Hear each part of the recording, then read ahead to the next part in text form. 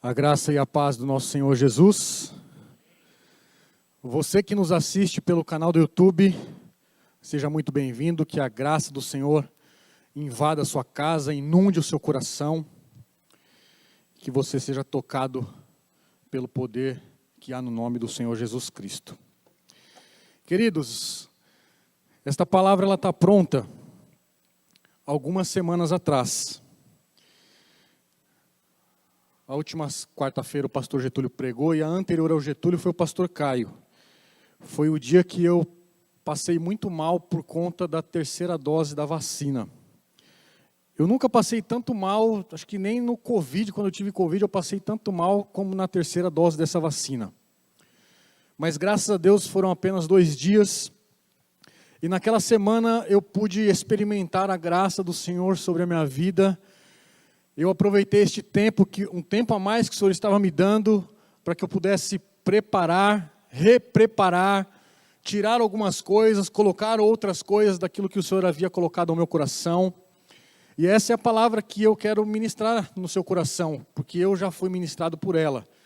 E eu tenho certeza que você vai sair daqui de uma forma totalmente diferente, de uma forma transformadora. Que você saia daqui nesta noite liberto pelo poder que há na palavra do Senhor Jesus. Muitas vezes quando nós estamos vindo à igreja, nós estamos vindo com muita alegria, nós estamos eufóricos com aquilo que Deus vai falar, eufóricos com aquilo que vai ser tocado nas ministrações dos louvores, estamos eufóricos e muitas vezes nós estamos aqui dentro da igreja ouvindo aquilo que o Senhor tem falado, preparado para mim e para você ao longo da semana. Mas parece que isso não só acontece comigo. Algumas vezes, quando nós estamos não tão eufóricos, não tão, talvez, espirituais, nós estamos vindo à igreja apenas para cumprir, talvez, um calendário, ou talvez para cumprir um ritual. E aí quando nós saímos, algumas vezes nós saímos, talvez piores de como nós entramos na igreja. E aí o Senhor, Ele rouba a palavra que foi pregada, e aí a gente continua crítico, a gente continua menos espiritual do que nós entramos na igreja, seja às quartas ou seja aos domingos, ou até mesmo nos dias da semana, que parece que a preocupação ela rouba a nossa atenção, rouba a nossa intimidade com o Senhor, ela rouba aquilo que nós muitas vezes planejamos, hoje eu vou ler a palavra, e a preocupação, a ansiedade, o medo, a insegurança toma conta do nosso coração, e a gente continua fazendo as coisas automaticamente, dia após dia. E é nesta noite que eu quero falar com você sobre tipos de corações. E eu gostaria de que você abrisse a sua Bíblia, se você trouxe ela, lá em Marcos, capítulo 4, nós vamos ler dos versos 1 ao 9. Nós vamos identificar aqui nesta parábola alguns tipos de corações, ou alguns corações que a palavra caiu e não frutificou. Você aí de casa nos acompanhe, abra a sua Bíblia, esqueça do seu celular, do seu WhatsApp, das coisas que você tem para fazer e foque naquilo que o Senhor quer falar no seu coração nesta noite. E a palavra diz assim, em Marcos, repetindo, capítulo 4, versos de 1 a 9. Voltou Jesus a ensinar à beira-mar, e reuniu-se numerosa multidão a ele, de modo que entrou num barco, onde se assentou, afastando-se da praia. E todo o povo estava à beira-mar, na praia. Assim, lhes ensinava coisas por parábolas, no decorrer do seu doutrinamento. Preste atenção nisso que eu vou ler para vocês. Ouve, eis que saiu o semeador a semear, isto é Jesus falando. E ao semear, uma parte caiu à beira do caminho, e vieram as aves e a comeram. Outra caiu em solo rochoso, onde a terra era pouco e logo nasceu. Visto não ser profunda a terra, Saindo, porém, o sol a queimou, e porque não tinha raiz, secou-se. Outra parte caiu-se nos espinhos, e os espinhos cresceram e sufocaram e não deu fruto. Outra, enfim, caiu em terra boa e deu fruto, que vingou e cresceu, produzindo a 30, a 60 e a 100 por um. E acrescentou, preste atenção no final, quem tem ouvidos, ouça.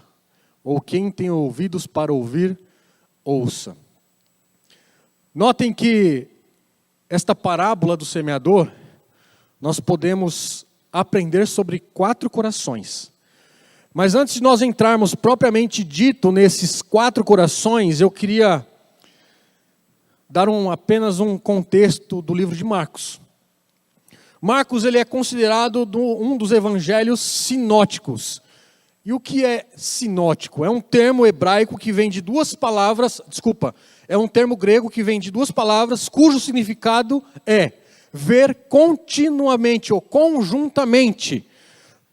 Mateus, Marcos, Lucas se enquadram nos livros sinóticos, mas a identidade de cada um desses livros, elas são diferentes, dentro de uma mesma sequência.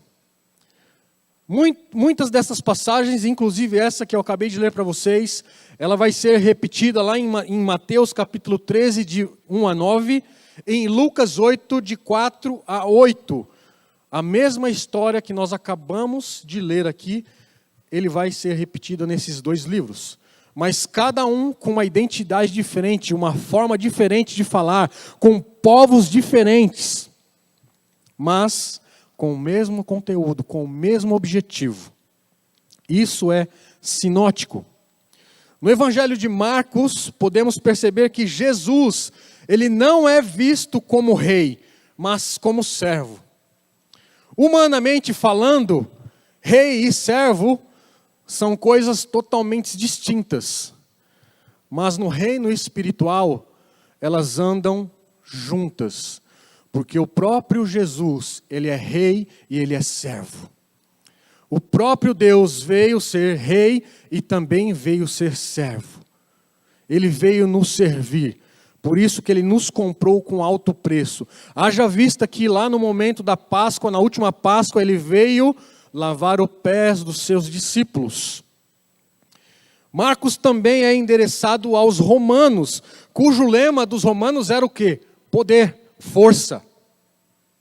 Marcos mostra no livro a onipotência de Deus por meio de milagres de Jesus Cristo. Jesus, ele tem poder sobre todas as coisas. Jesus, ele tem poder sobre a tempestade das nossas vidas. Jesus, ele tem poder sobre os demônios. Jesus tem poder sobre a chuva. Jesus tem poder sobre o sol. Jesus tem poder sobre todas as coisas da minha e da sua vida, porque é ele que controla. Lembre-se, ele controla, ele não está no controle. Nós temos que dar o controle a ele.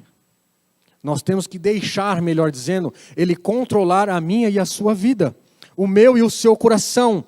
Os romanos, eles eram muito diferentes dos judeus, sendo práticos e pragmáticos. Eles não estavam interessados em belos discursos, como os gregos, e nem em genealogias e profecias como os judeus. Eles, sobretudo, valorizavam as realizações e os resultados. Esses eram os romanos. Foi por isso que Marcos foi levantado, separado, para falar exatamente para os romanos. O nome de Marcos não era Marcos, e sim João Marcos. Sendo que João era o seu nome hebraico, e Marcos o seu nome romano. Marcos, ele foi, como eu disse, separado para pregar aos romanos. Pedro, em sua primeira carta, ele se referiu a Marcos como filho na fé. Durante o seu ministério terreno, foi Pedro que discipulou Marcos. Foi através de Pedro que Marcos aprendeu e escreveu o livro de Marcos. E as características deste evangelho são parecidas. Se nós percebermos, notarmos, quando estivermos lendo Marcos, nós vamos, e depois comparar com as cartas de Pedro, nós vamos notar que elas são parecidas na sua forma de escrever, ou até mesmo na sua forma de falar. Porque Marcos aprendeu com Pedro. Me diz com quem anda e eu te direi quem és. Marcos foi um excelente discípulo de Pedro. Isso é citado lá em Atos, capítulo 12, versos 12, e também no 25, em Atos 15 e também no verso 37. Também é repetido em 1 Pedro, capítulo 5, verso 13, e em Filemão, verso 24, se vocês quiserem anotar. Como eu disse, o termo parábola significa colocar ao lado. Não significa comparar, mas colocar ao lado. Trata-se de uma história colocada lado a lado, como um outro conceito a fim de esclarecer uma lição ou dizer algo de um modo diferente. É assim que Marcos, Mateus e Lucas eles tratam. Eles falam da mesma forma, aliás, de coisas iguais, mas de forma diferentes. Jesus, ele foi um mestre por excelência e por sinal o maior de todos. O maior de todos.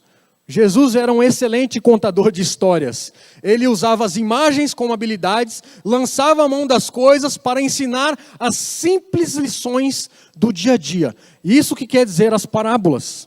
Que muitas vezes as pessoas não entendiam o que eles estavam dizendo, ou o que ele estava ensinando. Haja vista o questionamento dos seus discípulos. Mas Senhor, o que o Senhor quis dizer com esta parábola? Um pouco mais à frente, lá no verso 10 da parábola do semeador, o Senhor vai explicar a parábola para os seus discípulos. Mas isso nós vamos falar um pouco mais à frente. A sinagoga tornou-se um lugar para Jesus, um lugar perigoso. Aonde Jesus ensinava? Na sinagoga. Mas por conta da perseguição, e ele já sabia que seria morto por eles, para os mestres da lei, então o que ele fez? Ele se retirou e foi ensinar aonde?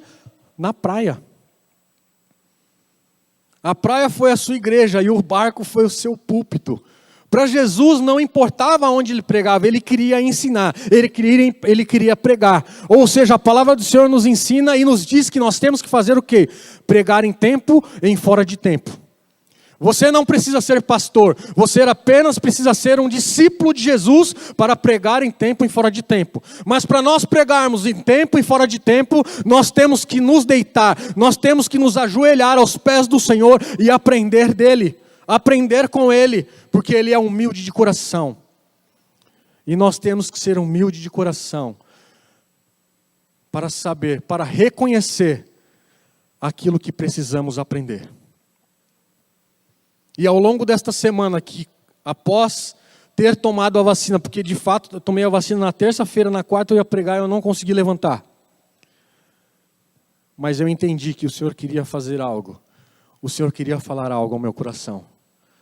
Era um momento de pensar, refletir naquilo que eu estava fazendo ou deixando de fazer. Continuando. Jesus revelou o seu ministério. Aliás, revelou o ministério do reino de Deus. O ministério é aquilo que o homem não pode conhecer. O homem natural, ele não pode conhecer, a não ser que nós estejamos íntimos do Senhor. Quando nós estamos íntimos e quando nós estamos buscando na fonte que é Jesus Cristo, Ele tem prazer de revelar os seus mistérios. E é isso que Ele quer fazer nos últimos dias. Nós estamos vivendo os últimos dias. Ele quer revelar para a igreja aquilo que Ele quer fazer. Então, se você ainda não se inscreveu para sábado, se inscreva. Venha orar conosco aqui, venha buscar no Senhor aquilo que Ele quer para a igreja do futuro. Que nós estamos chamando a igreja 5.0. Só o Senhor vai nos revelar aquilo que Ele quer para o futuro. E nós estamos prontos para ouvir o Senhor. Prontos para buscar na fonte. Prontos para obedecer aquilo que Ele tem para mim e para vocês. A parábola do semeador, continuando, revela por que Jesus não se impressiona com multidões. a maioria das vezes, a maioria daquelas pessoas que seguiam Cristo, elas não produziam frutos dignos de arrependimento. Haja vista que nós acabamos de ler 4 tipos de coração, e apenas 25% dessas 4 pessoas, desses 4 corações, entenderam e compreenderam aquilo que é arrependimento de fato.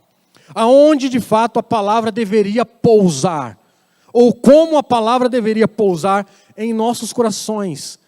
A palavra do Senhor, ela não pode ser recebida de qualquer forma no meu e no seu coração. Ela tem que ser recebida com prudência, com sabedoria.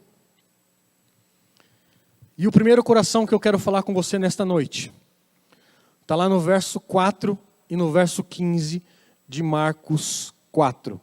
É o coração endurecido. Preste atenção comigo. Um coração duro ouve a palavra, mas não compreende. Um coração duro é como um solo batido pelo grande número de pessoas que têm andado por este solo. Pelo barulho que nós temos dado, aliás, o ouvido que nós temos dado a tantos barulhos ao nosso redor. Nós ouvimos a palavra, mas nós não compreendemos ela. E quando nós não compreendemos a palavra como ela deve ser compreendida, percebam, nós começamos a ser críticos. Nada está bom. Tudo está fora do lugar. Qualquer coisa é motivo de nós reclamarmos. O Senhor não abre a porta. O Senhor não quer fazer isso. O Senhor não quer fazer aquilo. O Senhor não quer curar. O Senhor não quer transformar. Sabe por quê, irmãos? Porque o nosso solo já está endurecido. A palavra é como uma semente. Se nós não aguarmos, se nós não regarmos dessa semente, ela não vai crescer, ela não vai frutificar. Ela simplesmente vai morrer. Esse homem, esse ouvinte é um homem indiferente da rotina da vida. Sabe por quê? Porque ele se insensibilizou. Tudo é normal. Tudo é relativo. Tudo posso. Mas tudo posso não naquele que fortalece. Eu posso fazer qualquer coisa. Depois eu me arrependo. Mas se Jesus voltar hoje, nós vamos subir? Nós temos que parar de ser críticos. Nós não temos que nos conformar com este mundo, mas nós temos que renovar a nossa mente para transformar este mundo. Transformar este mundo. Tem um teólogo inglês chamado John Mackay, que já dizia, para muitos homens, o mais sério de todos os problemas é não perceber nenhum problema. Quando ele está dizendo homens, é nós todos, incluído homens e mulheres. Muitas vezes estamos satisfeitos conosco mesmos, nós estamos agarrados aos maus hábitos, somos escravos da nossa rotina, muitas vezes nos orgulhamos das nossas crenças, eu sou crente.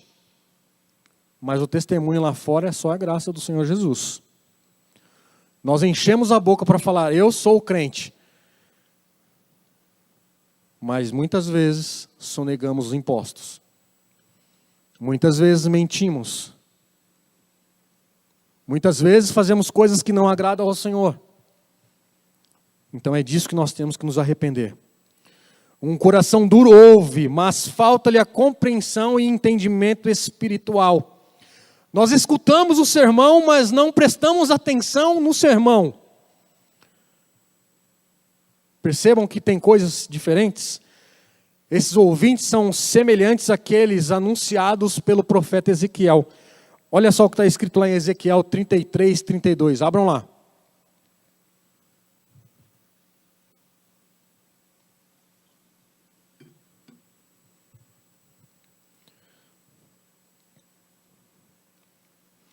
Ezequiel 33, 32 diz assim: eis que tu és para eles como quem canta canções de amor, que tem voz suave e tange bem, porque ouvem as tuas palavras, mas não as põem por obra.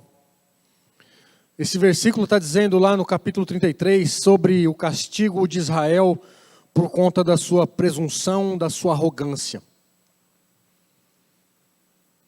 Aquelas pessoas, elas não aceitaram aquilo que o profeta Ezequiel estava profetizando, estava dizendo àquela nação. O segundo coração é um coração totalmente superficial. E um coração superficial tem uma resposta imediata à palavra, mas ela não reflete. É aquela pessoa que ouve a palavra, dá glória a Deus, aleluia, estou disposto a fazer tudo para todos, com todos, mas daqui a pouco já não é mais assim. Isso é ter um coração superficial. Tanto Marcos quanto Mateus, ele usa por 2 vezes a palavra logo, que quer dizer imediatamente. Essas pessoas agem no calor do momento, mas elas não discernem aquilo que o Senhor está dizendo, está falando. Elas imediatamente aceitam a palavra, fazem até mesmo com alegria, mas começam a se escandalizar. Sua decisão é baseada apenas na emoção. E o Senhor não quer que nós tomemos esta decisão apenas na emoção. Ele quer que nós refletimos sobre aquilo que está sendo falado. Aquilo que está sendo guardado no meu e no seu coração. Aquilo que vai frutificar. Aquilo que vai dar frutos. Eu não sei se vocês já perceberam isso ou se já fizeram esta pergunta.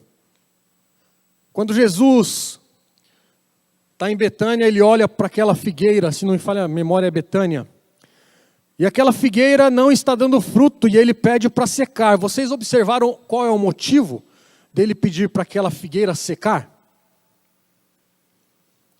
A figueira, ela estava com folhas, mas ela estava sem fruto. Se ela estava com folhas, automaticamente, naquela época, ela tinha que dar frutos. Ou seja, ela estava aparentando ser uma coisa que ela não era. E muitas vezes nós somos esta figueira. Aparentamos ser algo que nós não somos. É por isso que Jesus secou aquela figueira.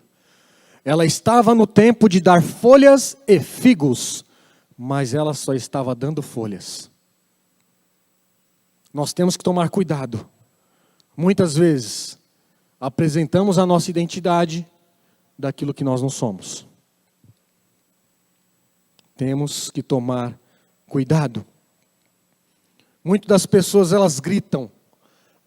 Melhor dizendo, muito daquelas pessoas, elas gritaram: Hosana, Hosana nas alturas.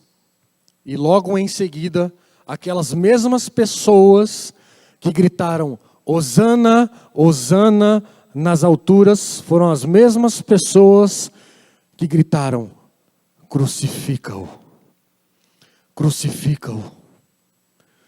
Sabe, queridos, nós temos que refletir, entender e compreender que o Evangelho não é só alegria. Muitas vezes, aliás, o Evangelho é só alegria, mas muitas vezes confundimos este Evangelho de só ficar no oba-oba. É o que muitas pessoas, que muitos pastores têm pregado. O Evangelho é arrependimento. O Evangelho é negar a nós mesmos, tomar a nossa cruz e seguir o Mestre. O Evangelho nos aponta para a cruz. O Evangelho aponta para que nós possamos morrer, para que Cristo possa viver em nós e através de nós. Como é que está o seu coração nesta noite? Qual é o tipo de coração que a palavra tem caído? O terceiro coração é um coração ocupado. Está lá no verso 7, 18 e no 19. Um coração ocupado, ele é sufocado pela concorrência e os cuidados do mundo, entre aspas. Esse ouvinte chegou a ouvir a palavra, mas os cuidados do mundo prevaleceram. A gente ouve a palavra, Algumas vezes praticamos ela, mas muitas outras vezes a gente tem dado voz ao mundo, porque massageia o nosso coração, porque alegra o nosso coração. Mas nós temos que tomar cuidado. O mundo tem falado muito mais alto do que o Evangelho. As glórias do mundo se tornam muito mais reais e fascinantes do que as promessas da graça prometida para mim e para você. Nós nos atentamos muito mais àquilo que ouvimos lá fora do que aquilo que o Senhor promete para mim e para você. A concupiscência dos nossos olhos e da nossa carne, a soberba da nossa vida toma o lugar que deveria ser o lugar do Senhor. Nós temos dado lugar à vontade da nossa carne, da concupiscência da nossa carne, aquilo que os nossos olhos estão vendo, queremos pegar. Mas a palavra do Senhor diz: céus e terra passarão, mas a minha palavra não hão de passar. A palavra do Senhor é eterna. O ouro que nós estamos querendo é o ouro terreno, mas o ouro que está separado para nós é eterno, é o céu, é o reino dos céus. É isso que nós temos que buscar. Nós só vamos obter o reavivamento quando nós de fato nos arrependermos dos nossos maus caminhos, das nossas mazelas, da porcaria que nós somos. De fato, sim, somos pecadores e reconhecemos isso, mas nós temos que melhorar, nós temos que buscar mais a presença do Senhor, nós temos que clamar pela presença do Senhor em nossas vidas, não só às quartas e aos domingos, mas todos os dias das nossas vidas, de segunda a segunda, não é só de domingo e quarta. Nós temos que buscar isso. Ele pode ser chamado quando nós damos o lugar, damos ouvido às coisas do mundo, nós podemos ser chamados de crente mundano. Muitas vezes temos servido a dois senhores e a palavra do Senhor diz que nós não podemos servir a dois senhores, porque ou vamos agradar a um e entristecer o outro e vice-versa. Nós temos que apenas agradar o Senhor. Muitas vezes nós queremos atravessar o oceano da vida com um pé na canoa e o outro no mundo. Não podemos fazer essa distinção. Nós somos o filho do rei. Nós somos o filho do rei. E não é qualquer rei, é Jesus Cristo. Melhor dizendo, nós somos filhos de Deus. Irmão de Jesus Cristo. Essas demais ambições que é citado no livro de Marcos, no original quer dizer epitomia, que é desejo proibido, ou seja, luxúria. E sabe o que quer dizer hedonismo? Consiste em uma doutrina moral em que busca pelo prazer. É o único propósito da vida. Muitas vezes estamos buscando o propósito da vida. Agradar o nosso coração buscando as coisas do mundo. Essa palavra hedonismo vem do grego hedônicos, que significa prazeroso. É prazeroso, irmãos, mas se nós não tomarmos cuidado, a nossa mente fica cauterizada, ficamos críticos, reclamamos de tudo. As coisas da igreja nada está bom, mas as coisas do mundo, estamos mais com o pé no mundo do que com o pé na igreja. Nós temos que tomar cuidado. E o quarto coração é um coração frutífero. É a porcentagem dos 25% que entendeu, compreendeu aquilo que Jesus ensinou.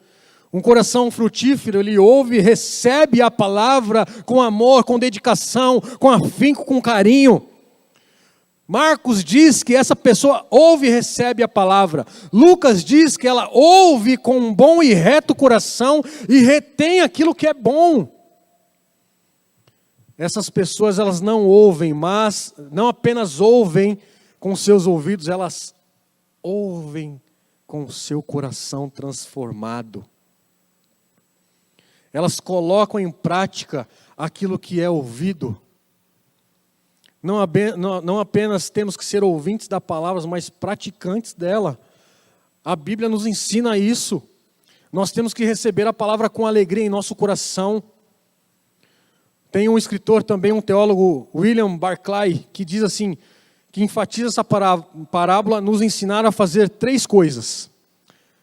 A primeira, ouvir, receber e praticar.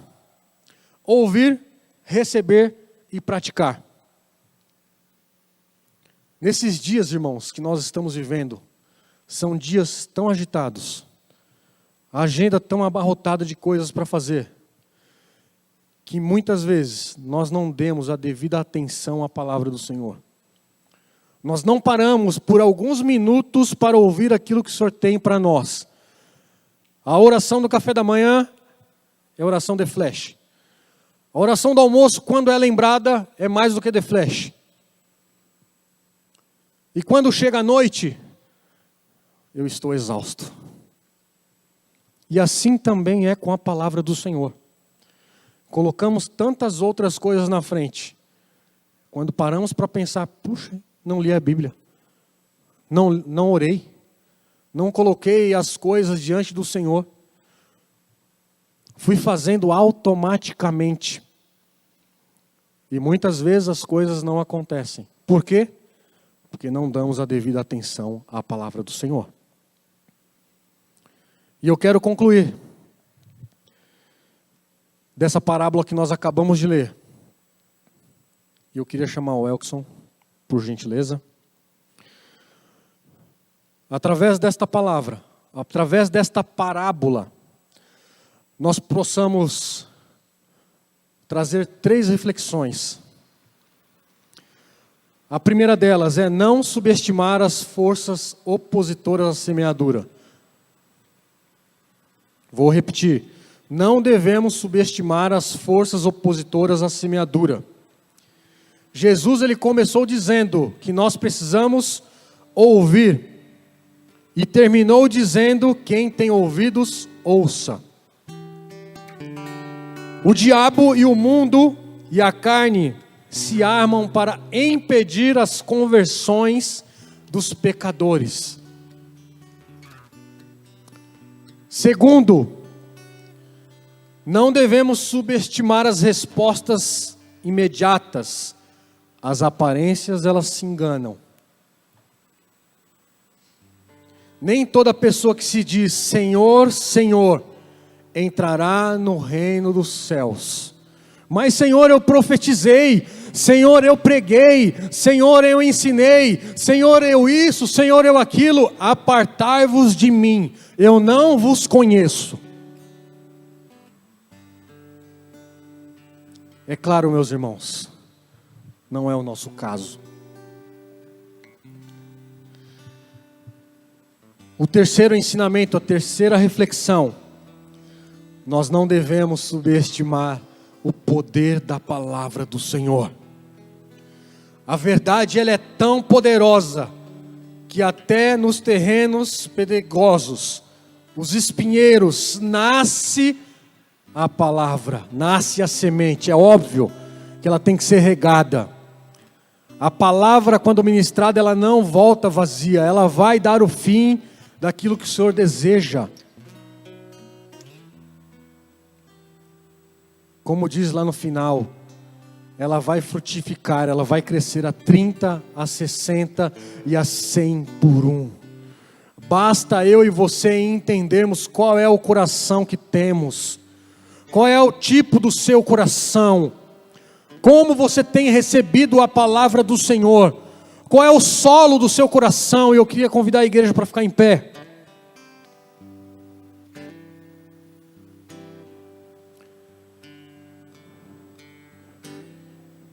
Queria chamar a Tati também e a sua filha.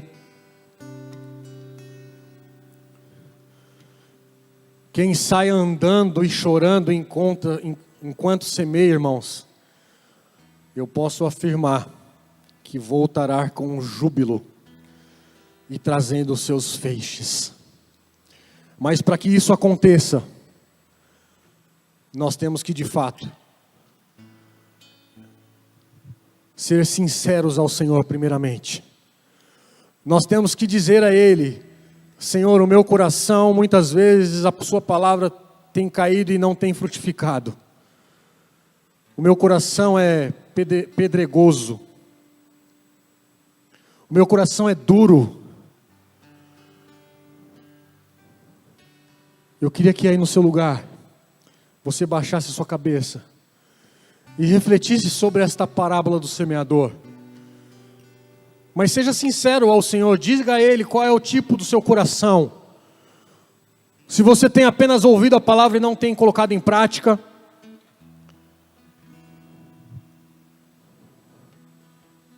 ou se o seu coração tem sido crítico às coisas do Senhor, seja sincero a Ele. Enquanto o worship ministra o louvor, você aí no seu lugar, seja sincero ao Senhor. Porque se de fato queremos uma transformação, a primeira coisa é ser sincero ao Senhor. Mas aí você vai me dizer: pastor, mas o Senhor conhece o meu coração. Sim, Ele conhece o seu coração, e é por isso que Ele quer que você seja sincero. Aí no seu lugar você abra a sua boca, escancare o seu coração e deixe que Ele faça morada, deixe que Ele transforme, deixe que Ele te liberte, deixe que Ele limpe tudo aquilo que é sujo, tudo aquilo que é podre, os nossos pensamentos que não agregam em nada. Nós te louvamos, Pai, nós te amamos, não por aquilo que o Senhor pode nos dar, mas por aquilo que Tu és nas nossas vidas. Nós te amamos, ó Pai, na beleza da Sua santidade, Pai. E não queremos mais, Senhor, em nome de Jesus, Pai, andar como andávamos.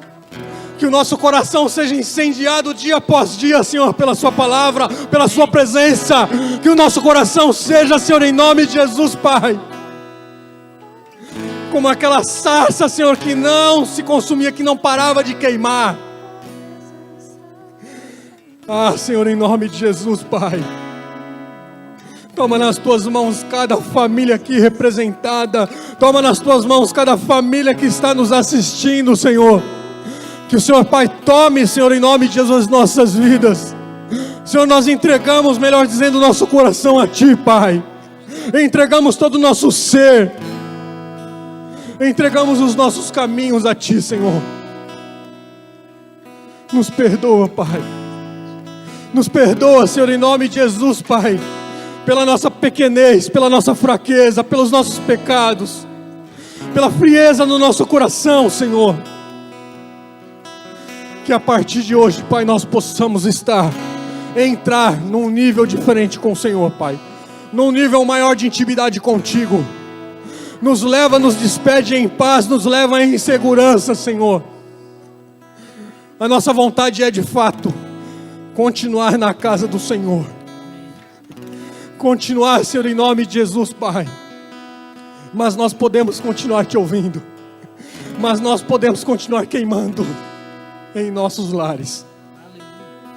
Senhor, em nome de Jesus, que nós possamos ser a partir de hoje agentes transformadores, Pai. Que a partir de hoje, Pai, cada pessoa que olhar para nós, Pai, possa não identificar nós, mas o Senhor em nós, Pai. Que nós possamos de fato ser, ó Pai, instrumentos vivos do Senhor, aonde quer que andemos. Ah, Senhor, em nome de Jesus, toca nas nossas vidas, toca nos nossos filhos, toca no nosso casamento, toca no nosso trabalho, toca nos nossos familiares.